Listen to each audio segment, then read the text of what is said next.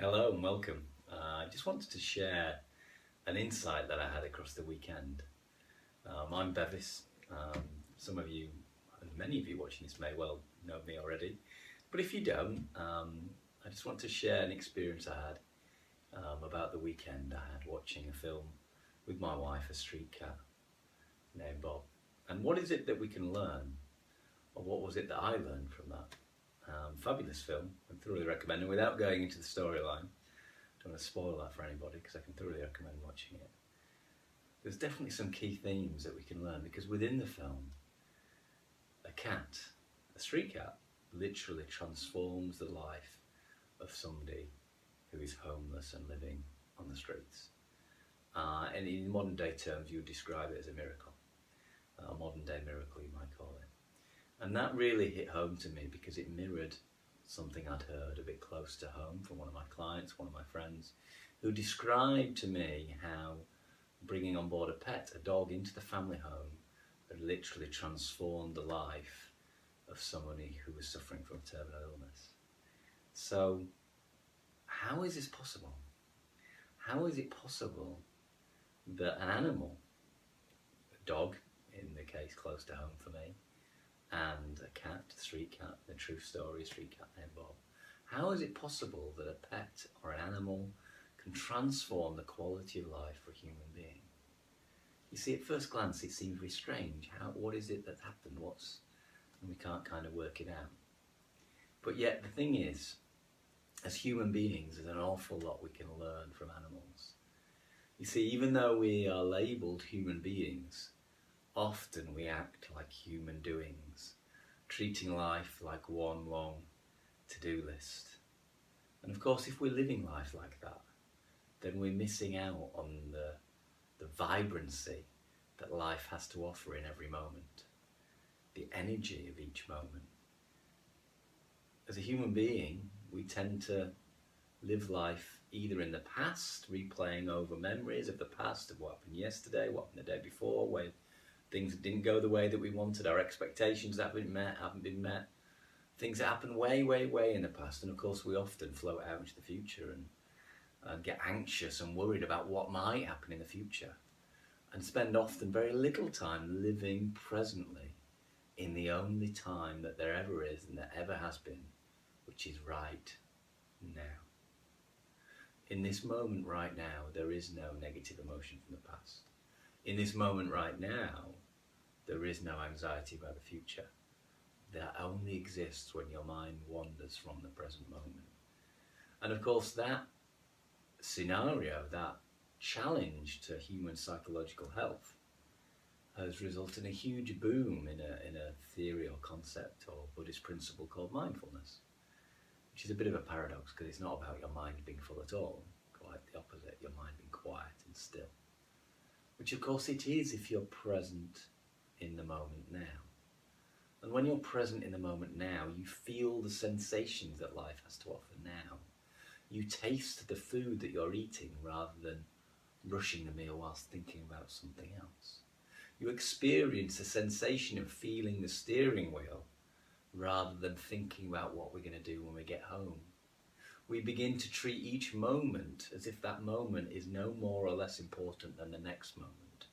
And just because I am talking to you about this right now, please do not think I am a guru or an expert in this. I'm just on the journey with you and having the same challenges along the way. And yes, sure, I may have a bit more knowledge about that journey, which is helpful, but we're all on that same path. Nobody teaches this as at school, sadly. At school, instead, we tend to learn that we feel good through achievement, that we need to achieve something to feel good. And we set our children up in this way, in that they learn that we must achieve X in order to feel good. And then we're surprised when our children are suffering from exam stress and pressure. Needlessly, I might say. If we live presently, and your egoic mind, our egoic mind, will try and tell you, well, if I lived like that, I'd never get anything done. Of course, the difference is you will. Most people who start up in small business, which I have some experience of, start from a place of anxiety and worry, and then of course, because they're anxious, they take action. And when they take action, they get results. And the problem with that is when they get the results, unconsciously, they've trained themselves to think that results came from worry. And therefore they find themselves 5, 6, 7 years after starting up a business unable to relax, because when they relax, their mind's telling them they need to worry to get results. And what I want for every one of my clients, every one of my business clients, and everybody watching this video is to know that everything will always be okay. You see, the only way of it not being okay is if you think it's not okay. And of course, when you know that, we spend more time and energy focusing on the nature of thought and consciousness. We learn about the things that really make a difference. We learn that it's our thoughts that affect our feelings, not the external circumstances. And from that place, with the surety that everything is okay, we still take action, but we just do move towards what we want and what we want to do. We focus on what we want the outcome to be, if we're thinking at all. And then when we get results, of course, from that place, you can truly enjoy those results and truly relax, knowing that everything is okay. And let me give you an example of that about money and money worries. In modern life, money worries is one of the main stressors. Yeah, I can absolutely share with you that if you're in the top 1%, in fact, if you're watching this video, you're probably in the top 1% of the most wealthy people on the planet. I think the stats are if you've got your own home, your own car, your own phone, and you earn more than $90 in a day, then you are in the top 1% of wealthy people on the planet. And most people, however, try and solve their financial insecurity by earning more money, and yet that's doomed to failure. And I can absolutely guarantee that is the case, because some of the most worried people around money that I've coached have been the wealthiest. In fact, one chap who was in construction and ended up running a £1 million construction firm, when he started out, he was a bricklayer. And actually he said, I'm more worried now with all the money. I'm worried about losing what I've got than he was when he was a bricklayer. Now, I'm not saying the answer isn't to be ambitious. Quite from it. Be ambitious. Go after your desires. But make sure you're paying attention to the only thing that really matters. This present moment now. Because it is your present moment awareness that dictates your quality of life. Nothing else. Yes, circumstantial surroundings. Yes, nice things. Yes, lovely things around you can help. Maybe it's nice to walk on a nice cushioned carpet as opposed to a hard carpet. But in the grand scheme of things, that's not going to add much difference to your quality of life. And the beauty of that, paradoxically, is when those things around don't matter so much, when you then set an intention of having something, we don't have as much attachment to it because we don't need it, we just want it. And paradoxically, we then become much more magnetic, attracting the things that we want into our life. So in essence, we want to start to learn to be giving in order to attract to us, because karma exists. Karma for many is this mystical philosophy that they're not sure really is true or not. But ultimately, as human beings, we are just beings of energy. If you look at our cells under a microscope, there is a cell, there's a cell wall, a nucleus, and the rest is space and energy. If you look up in the night sky, there are stars surrounded by space, all within this quantum field of energy. And we ourselves, therefore, are just energy. And if you are giving, in the act of giving, you receive. If you are kind, gentle, peaceful, then you will attract to you kind, gentle, peaceful circumstances. If you're living in the present moment, intuitively, that deeper intelligence of the quantum field will speak through you, and you will find the next thing to say, rather than over-preparing, over-planning, over-worrying and delivering from the mind. You can begin to deliver and talk from the heart, which has a much greater impact on the people around you, because they can feel the different energy coming from you. It's an intelligence beyond traditional intellect. We're not talking about cleverness. We're not talking about stored knowledge.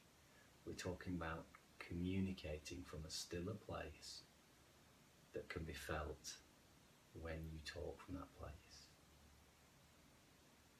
And when you do that, the power, the strength of your communication increases significantly. Where does all of this start? Some of you might be thinking, crikey, these philosophies are way off where I am now, and that's fine. Everybody's on a journey, but the thing is, where do we start? We stop looking for solutions in the world of doing and having. We make a commitment to flick the switch from focusing on doing and having to being.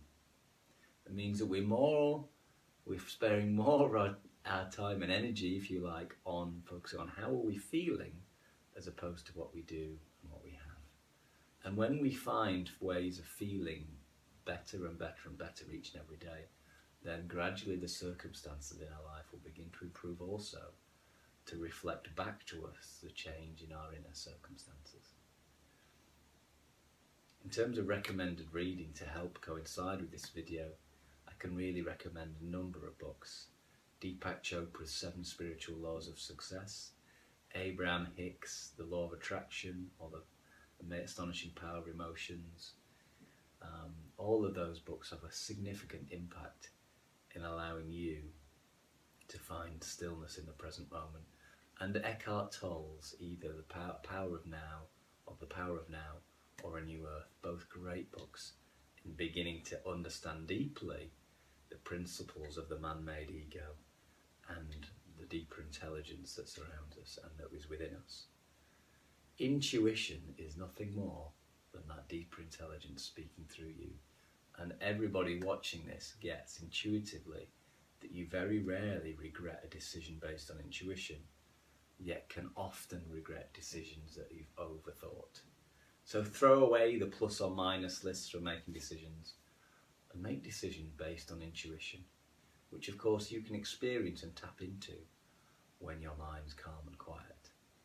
And the flip side of that is when your mind is busy and you've got busy-mindedness and spiky brain waves, from that place, don't do anything.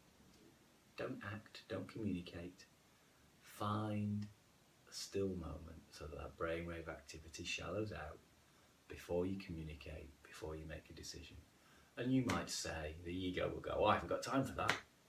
I've just done a workshop this morning where it took 15 seconds for people to quieten their brainwave activity just by focusing on their breathing. Because the moment you focus on your breath, you're focusing on the energy in the body and not in the mind-made activity. So if you want anything to do, just focus on your breathing and taking conscious breathing. Abraham Hicks talk about letting go of the oars. Sometimes we're trying to resist the present moment. We're fighting against what is rather than just accepting what is.